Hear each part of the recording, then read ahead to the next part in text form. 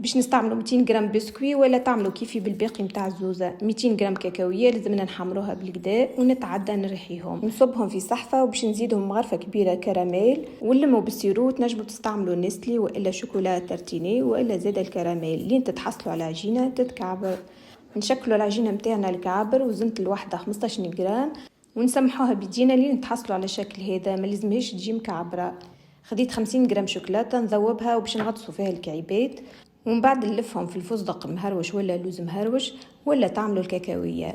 لصقوا الفاكهه من الجناب كهو باش نتحصلوا على عين الهره.